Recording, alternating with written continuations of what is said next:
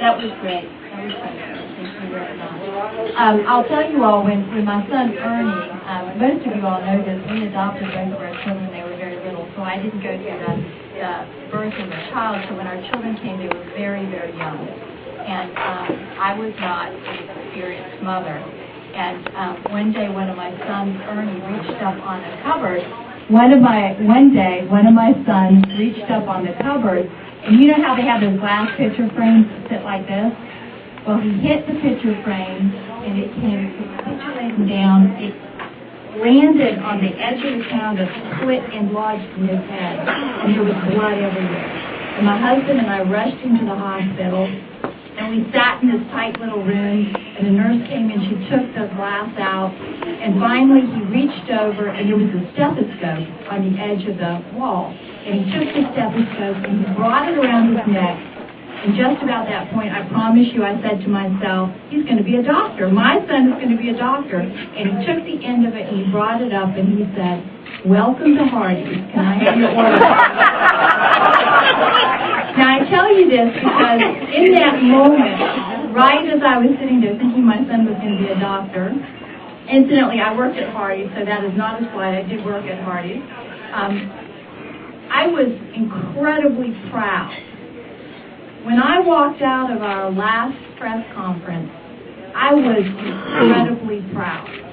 I was proud of the fact that we could be individuals, not merging organizations, that we could take common ground and work on common ideas to better all patriots. Because, ladies and gentlemen, we are all patriots.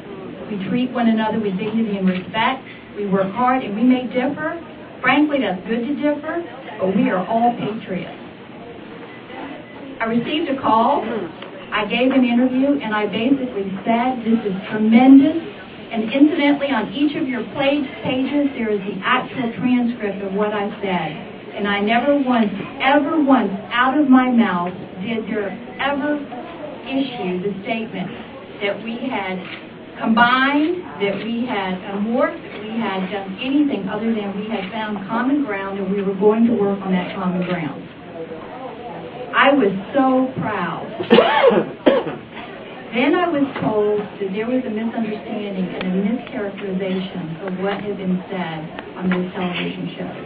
And it was just like with Ernie, I went from this moment of complete pride to this feeling of what could I have done differently? And if I did in fact err, I apologize. Because my goal is exactly what you think my goal is.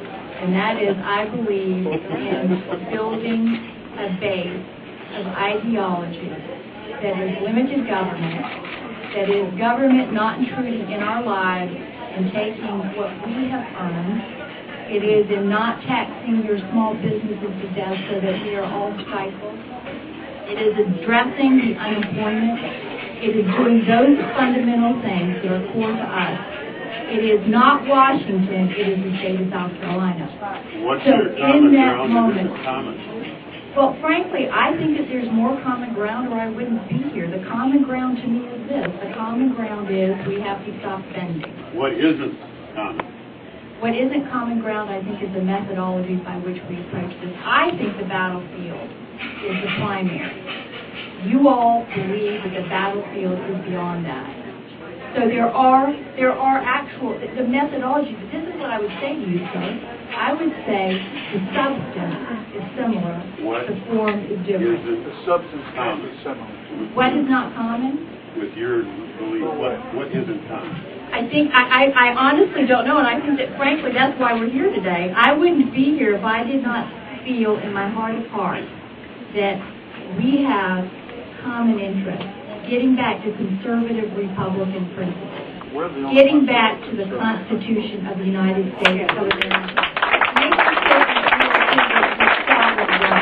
I believe in the right to bear arms. I believe in everything in the Constitution, and I am a pure constitutionalist. And as an attorney, I can tell you I understand it very, very well. Right to life? Right to life. Pro-abortion? Not, I am against abortion. Amen. There's no common ground for us to here. I know that, sir, and that's why. Don't make any deals you're going to make me sorry for. Well, this is what I would say. No We deal. don't need them, they need us. Oh, listen, I am here They humbly. got money, but we Let me got. tell you, I am here humbly. I am here humbly. I am here humbly because I think this. Humbly schmumbly, I mean. I think that there is an absolute beauty to what's happening across the United States of America. Yes, ma'am.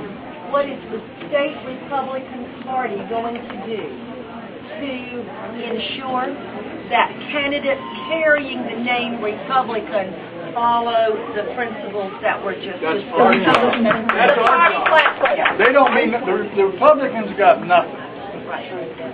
We don't make deals with them for them to help us vet or us to help them vet their people. That's crap. We vet.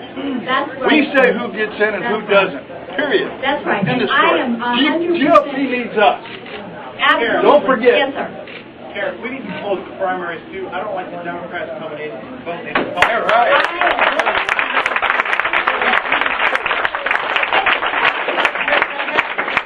Yes, let me tell you something. We brought three legislative issues were voted on by the executive committee representing 46 counties in the state of South Carolina. They were this: transparency, registration by party, and the third was voter ID. And voter ID happened, transparency happened. The third one, we are filing a lawsuit. I don't know if it's going to happen legislatively. We've tried, but we are filing a lawsuit. You can check with Stephen Brown, who's an attorney in Greenville County.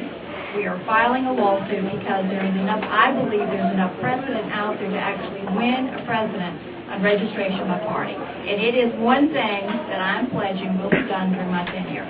Now, I will tell you this, let me caveat. If we go to the Supreme Court, it'll take 2.5 years. I don't know if I'll be in this position, but what I am committing to you, a lawsuit will be filed during my tenure, and I'll wait it out, and if I'm beyond 2 years, it'll be done. Let's make sure that information gets around to the party. Listen, Philip Bowers is the party chairman for Pickens, and I can tell you, we talk about it every single time, and I am diligent about it. Every month. And we talk to our leadership in the House and Senate. It is something that I have stumped on and worked on. It's something I believe in. Yes, sir.